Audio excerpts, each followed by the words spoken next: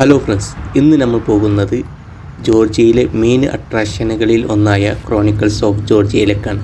അപ്പോൾ നമുക്ക് അതിൻ്റെ കാഴ്ചകളിലേക്ക് നടക്കാം. അതിനു മുമ്പ് എല്ലാവരും ലൈക്ക് ചെയ്യുക, കമൻറ്റ് ചെയ്യുക, സബ്സ്ക്രൈബ് ചെയ്യാനും മറക്കരുത്.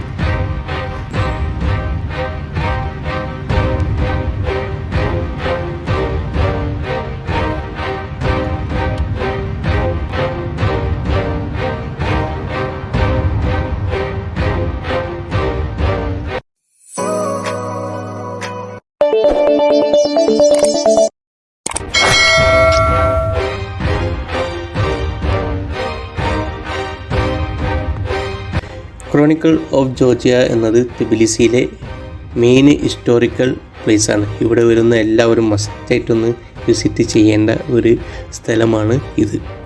തിബിലിസിയിൽ നിന്നും ഏകദേശം 11.3 കിലോമീറ്റർ അകലെയായിട്ടാണ്, അതായത് കീനി ഹിൽസിലാണ് ഇത് ഉള്ളത്.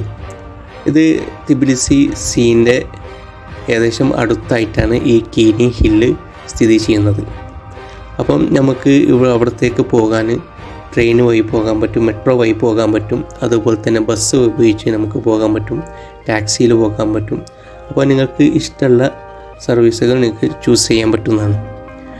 പിന്നെ അതുപോലെ തന്നെ 1985 ഇതിൻ്റെ പണി ആരംഭിച്ചത്, സോവിയറ്റ് യൂണിയൻ്റെ കാലത്ത്. പിന്നീട് എന്തുകൊണ്ടോ അത് പണി പാതി വെച്ച് നിർത്തുകയാണ് ഉണ്ടായത്.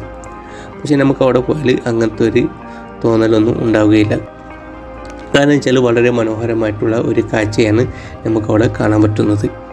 അതുപോലെ തന്നെ 16 തൂണുകളോട് കൂടിയ ഏകദേശം 30-35 മീറ്ററുള്ള ഓരോ തൂണും 30-35 മീറ്ററോളം വരുന്നുണ്ട്. അതിൽ മുകളിലായിട്ട് ഇവിടുത്തെ രാജാക്കന്മാരുടെയും രാജ്ഞികളുടെയൊക്കെ ഓരോ കൊത്തുപണികൾ നമുക്കിവിടെ കാണാൻ പറ്റും. പിന്നെ താഴെ ഉള്ളത് യേശു ക്രിസ്തുവിൻ്റെ കാലത്തുള്ള ചരിത്രപരമായിട്ടുള്ള കൊത്തുപണികളാണ് നമുക്ക് കാണാൻ പറ്റുന്നത്.